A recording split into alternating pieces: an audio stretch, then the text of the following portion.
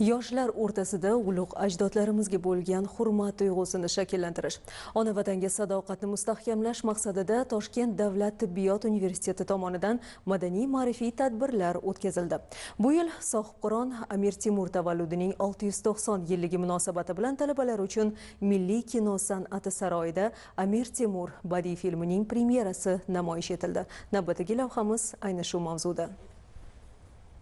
Amir Temur shaxsi jahon hamjamiyatida katta qiziqish bilan o'rganiladi. Bu yil ilk bor sohibqiron Temur haqidagi film xalqaro formatda ishlanib, katta ekranlarda ko'rsatildi. Amerika Qo'shma Shtatlari, O'zbekiston va Qozog'iston hamkorligida suratga olingan ushbu biografik kinokartina tomoshabinlar tomonidan iliq qarshi olindi. Toshkent davlat tibbiyot universiteti talabalari ham film premyerasini qiziqish bilan kuzatdi. Undagi voqeliklar yoshlarda chuqur taassurot qoldirdi. Film juda ham o'tkir syujetda boshlandi. 1363-yilda Amir Temurning siyosiy maydonga kirib kelishi, inson jihatdan xarakterini to'laqonli ochib bera oldi. Juda ham qiziqib tomosha qildik. Bu kabi filmlar talabalarning bo'sh vaqtini mazmunli o'tkazishdagi o'rni juda ham katta deb hisoblayman. Mana shunday filmlar namoyishiga talabalarni jalb qilishi bizga juda ham katta motivatsiya beradi va bo'sh vaqtimizni unumli o'tkazishga foyda beradi.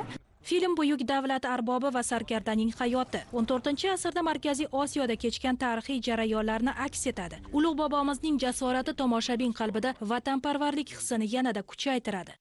Juda katta bir yangilik hamda bu ham o'zligimizni namoyon qilishimizda, o'zligimizni saqlashimizda muhim ahamiyatga ega bo'lgan tadbirlardan biri hisoblanadi. Shuning uchun o'ylaymanki, Amir Temur bobomiz tomonidan tashkil etilgan davlatchilik va mana shu davrdagi ularni bosib o'tgan yo'llari, keyingi avlodlarga qoldirgan o'gitlari shu film orqali namoyon bo'lishi biz uchun kelajakka qadam qo'yishda ma'lum bir darajada dasturul amal bo'lib xizmat qiladi. Yoshlarimizni tarixga asoslangan holda ilgarilashlari bizni yanada qudratli bo'lishimiz, kelajakka intilishimiz va eng rivojlangan davlatlar qatoriga qo'shilishimizga asos bo'ladi. Katta ekranda namoyish qilingan mazkur kino premyera Amir Temurning harbiy strategligini, chinakam ilm-fan va san'at homiysi bo'lganini ochib beradi.